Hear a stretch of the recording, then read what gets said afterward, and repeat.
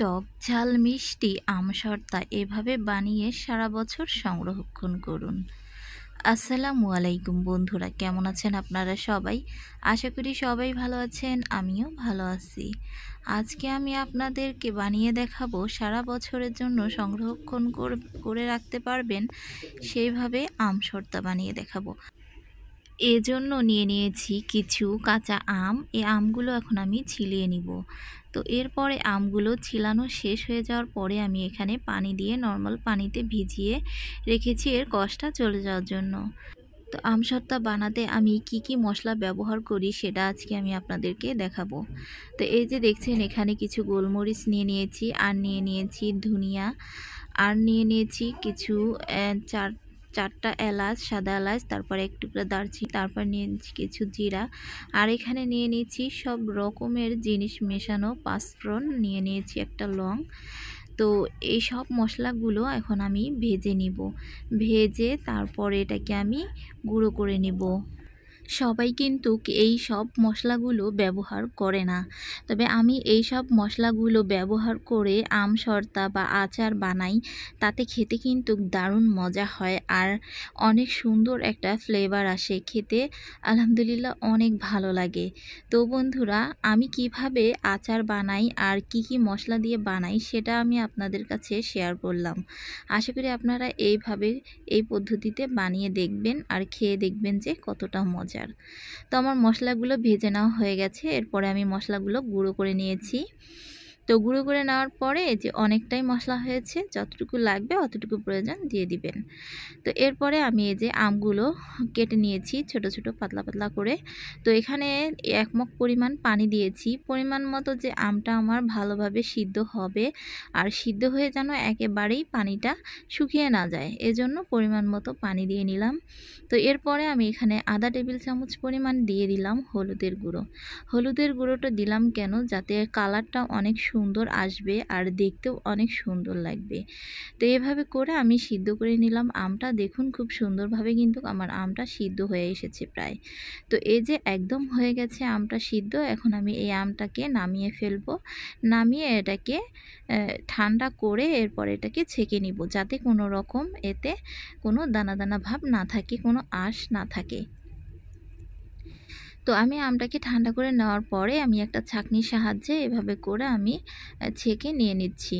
একদম খুব সুন্দর স্মুথ একটা আমের পিউরি বের হবে। তো এটাকে দিয়ে আমরা আমসত্ত্বটা বানিয়ে নিব। তো এভাবে করে আমি সবগুলো আম এভাবে ছেঁকে নিয়ে নিলাম। তো ছেঁকে নেওয়ার পরে এখন পরবর্তী পালা চলে যাব। এই যে এখন আমি এখানে একটা কড়াই বসিয়ে দিয়েছি। অনেকেই কিন্তু কালার আসার জন্য আগে ক্যারামেল বানিয়ে নেয়। তো আমি সেসব কিছুই করব না। তো আমি যেভাবে বানাবো তাতেই দেখবেন খুব সুন্দর একটা কালার চলে আসবে আমার আমসত্ত্বতে। তো দেখুন শুধু। তো এই কালার আসার জন্য আমি যা যা ব্যবহার করেছি আপনারাও তাই তাই ব্যবহার করবেন, অবশ্যই খুব সুন্দর একটা কালার চলে আসবে। 1 কাপ চিনি দিয়ে দিলাম। তো চিনিটা আপনাদের ইচ্ছে অনুযায়ী দিবেন। আপনারা যদি বেশি মিষ্টি খেতে চান তাহলে বেশি চিনি দিবেন, আর যদি কম মিষ্টি খেতে চান তাহলে কম। তো এটা যেহেতু টক ঝাল মিষ্টির আচার বানাবো, আমসত্ত্ব বানাবো, এজন্য মনে হয় কম হবে। এরপরে আমি এটাকে আবারও দিয়ে দিব, চিনি আবারও দিয়ে দিয়েছি। তো এরপরে এটাকে নেড়ে চেড়ে একদম দেখুন খুব সুন্দর একটা কিন্তু বড় বড় দানার কিন্তু ফোঁটা পড়ছে, কারণ এটা চিনিটা গলে যেয়ে পানি হয়েছিল। হওয়ার পরে এটা নেড়ে চেড়ে জাল করে আমি একদম টানিয়ে নিয়েছি।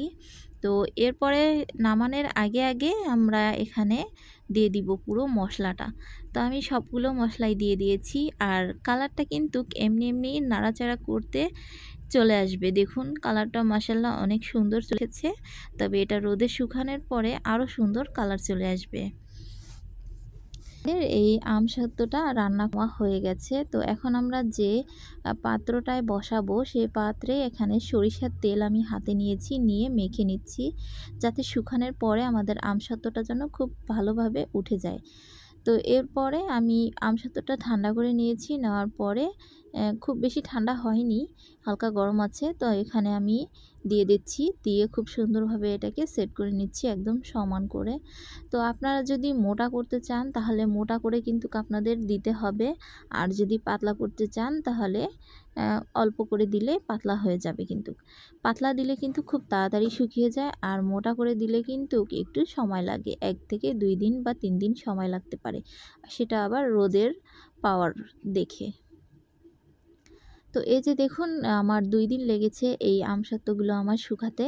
তো খুব সুন্দরভাবে দেখুন শুকিয়ে গেছে, আর কত সুন্দর স্মুথভাবে উঠে যাচ্ছে, আর কতটা সুন্দর হয়েছে দেখুন। আলহামদুলিল্লাহ, আল্লাহর রহমতে অনেক সুন্দর হয়েছে কিন্তু আমসত্ত্বটা বানানো। দেখুন কালারটাও কিন্তু মাশাআল্লাহ অনেক সুন্দর এসেছে। তো কালার করার জন্য আমার কিন্তু কোনো রকম ক্যারামেল বানানোর প্রয়োজন হয়নি। তো আমি যেভাবে বানিয়েছি সেভাবে বানাবেন, মাশাআল্লাহ সবারই দেখবেন খুব সুন্দরভাবে আমসত্ত্বর কালারও আসবে, খুব সুন্দরভাবে আমসত্ত্ব বানানো হয়ে যাবে। তো বন্ধুরা, আশা করি আজকের আমার এই আমসত্ত্ব বানানোর রেসিপিটা আপনাদের কাছে ভালো লেগেছে। ভালো লাগলে অবশ্যই লাইক, কমেন্ট, শেয়ার করবেন, আর আমার চ্যানেলটা অবশ্যই সাবস্ক্রাইব করবেন। তো দেখুন কত সুন্দর, এটা কিন্তু সারা বছর সংরক্ষণ করে রেখে খেতে পারবেন।